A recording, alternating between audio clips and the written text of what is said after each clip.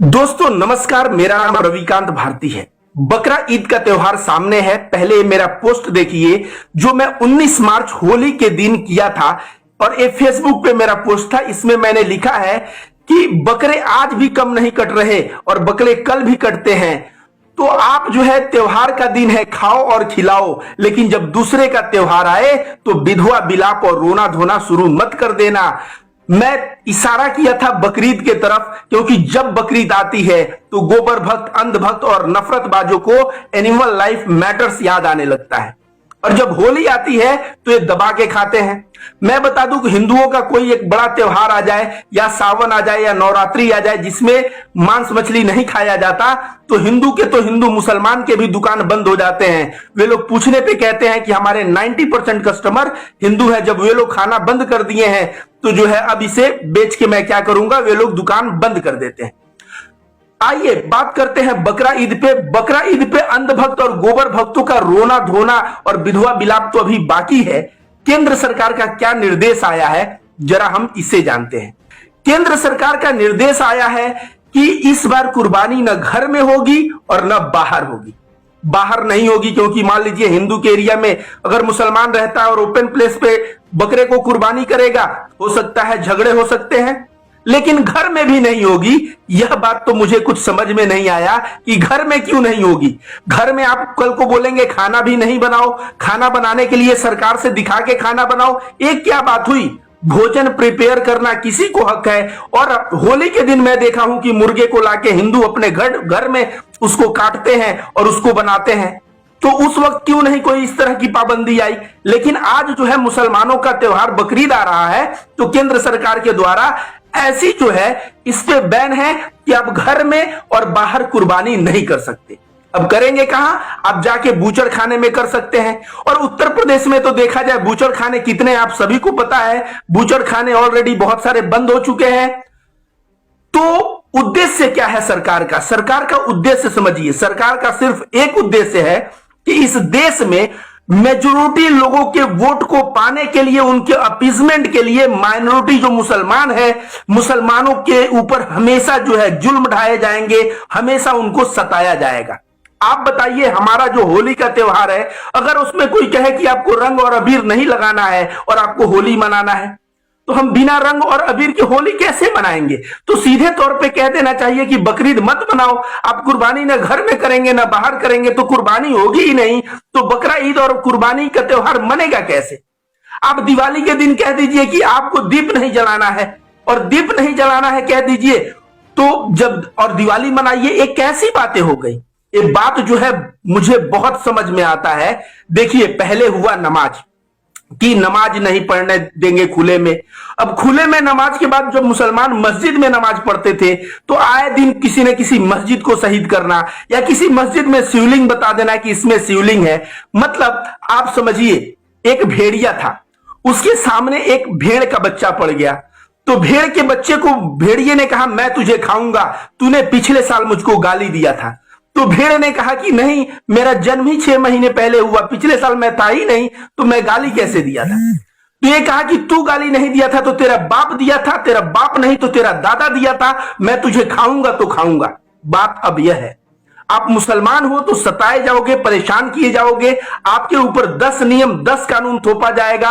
और यह सिर्फ इसलिए कि आपकी मानसिक प्रताड़ना हो। और आप जब मानसिक रूप से प्रताड़ित रहोगे, आप जो है डेमोरलाइज रहोगे, तो कहीं ना कहीं गोबर भक्त नफरतबाजों को हवा मिलेगी और इससे जो है मेजोरिटी वोट को पोलराइज करने में भारतीय जनता पार्टी के लिए बहुत आसानी हो जाती है। दोस्तों जरा गौर करिए क्या क्या नहीं हुआ 2014 के बाद। जहां तक बात है मुसलमान औरतों की बात, तो आप सभी जानते हैं हिजाब मामले में क्या हुआ। हिजाब के लिए जो है पहले तो एक एमएलए ने पहले शुरू किया भारतीय जनता पार्टी का कि जो है लड़कियों को हिजाब पहन के स्कूल में अलाउ नहीं किया जाए। लड़की जब आने लगी तो उसको रोका गया, फिर लड़कियों ने भी जो है आंदोलन किए और यह बात इतनी बढ़ गई कि कुछ लोग जो है आवारे लोग जाके भगवान प्रभु श्री राम का नाम लेके लड़की छेड़ने का कार्य किए। आप सभी और जग जाहिर है।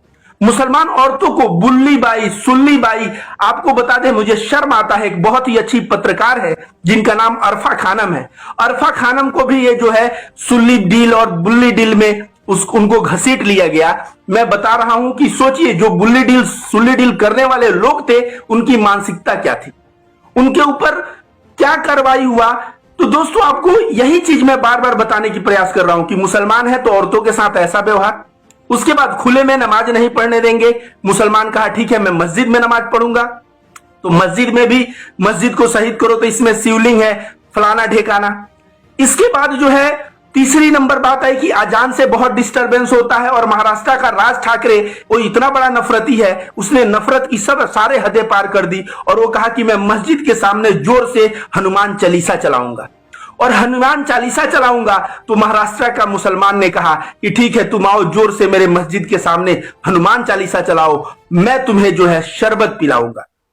तो इस तरह से मुसलमान जो है वहां हिंदुओं के दिल जीत लिए और हिंदू मुस्लिम एकता का मिसाल कायम किए। नहीं तो राज ठाकरे नामक जो आतंकी है, जो दबंग है, ये तो अब तक पक्का महाराष्ट्र में जो है दंगे करवा चुका होता। इसके पश्चात आइए, अजान हो गया, नमाज हो गया, बुल्ली डील हो गया, सुल्ली डील हो गया, हिजाब हो गया। इसके पश्चात आप देखेंगे तो आए दिन मुसलमानों की लिंचिंग, कहीं किसी मंच पे सूरजपाल अंबू खड़ा होकर बोलेगा कि जहां भी मुल्लाओं को देखो ठोक दो। दादरी में जब मुसलमान की लिंचिंग हुई थी, मुझे याद है, पुलिस घर में घुसता है तो लाश पड़ी हुई है, लाश के ऊपर पैर रख के वो उधर जाके फ्रिज चेक करता है कि फ्रिज में गाय का मांस है कि नहीं। जिस देश में इंसान की जान की कीमत इतनी हो जाए वह देश कैसा है।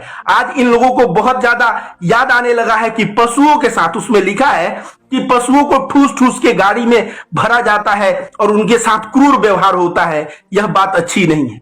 जिस देश में हंगर इंडेक्स, लोग भूखे मर रहे हो और वहां का प्रधानमंत्री विदेश यात्रा करता हो, तब जो है इंसान के जान की कीमत नहीं हो, लिंचिंग कर दिया जाए इंसान को तो उसके ऊपर कोई ये ना आए। प्रधानमंत्री भारत के निवासियों को कपड़े से पहचानता हो, आप समझ लीजिए कि भारत देश में क्या चल रहा है। तो ये जो बकरा ईद के ऊपर जिस तरह से पाबंदी आया है, इस पाबंदी का मैं रविकांत भारती घोर विरोध करता हूं और मैं कहूंगा अंधभक्तों को कि अगर ऐसा थोड़ी है कि मुसलमानों को तुम नहीं मनाने दोगे, तुम भी बोलो मैं आज से शाकाहारी, मैं नहीं खाऊंगा नॉनवेज, मैं नहीं मनाऊंगा कुर्बानी, मैं नहीं जो है होली में मांस खाऊंगा। तुम तो कुर्बानी के दिन का वेट करते हो, कोई मुसलमान फ्रेंड इनवाइट करे तो जाके उसके यहां, और वो भी पूछते हो कि कट रहा है तो बुलाना। इस तरह जाके तुम खाने वाले लोग हो, तो पहले तुम अपना त्यागो, अपने चरित्र को वैसा बनाओ। ये नहीं कि होली में तुम काटो और दबा के खाओ और जब बकरीद आए तो मुसलमानों को कहो कि नहीं ये मुसलमान जो है जानवरों के साथ क्रूरता कर रहे हैं। आज क्या देश की दिशा है। आज बेरोजगार जो है सड़क पे आके इतना हिंसा कर रहा है, क्यों कर रहा है, उसके पेट की बात आ गई। भले ही मैं अहिंसा का पुजारी हूं, मैं कहता हूं ऐसा हिंसा गलत है, लेकिन देश में रोजगार कैसे बढ़े, भूखमरी से लोग कैसे न मरे, एक्सीडेंट में लोग कैसे न मरे, भारत में आर्थिक नीति कैसी हो कि सभी लोग अमीर, खुशहाल और समृद्ध रहे, भारत में शिक्षा नीति कैसे हो कि सभी लोग शिक्षित रहे। इन सब नीतियों से सरकार अपना ध्यान हटा के सरकार पूर्ण रूप से ध्यान केंद्रित कर चुकी है मुसलमानों पे कि आप मुसलमान हो तो आप बकरा ईद में ये नहीं कर सकते, वो नहीं कर सकते, और इतनी पाबंदियां डाल दो कि सामने वाले के त्योहार का कुछ मतलब न निकले। दोस्तों, रविकांत भारती मैं हमेशा आवाज उठाता हूं इन नाइंसाफी के साथ, नाइंसाफी के खिलाफ। और आप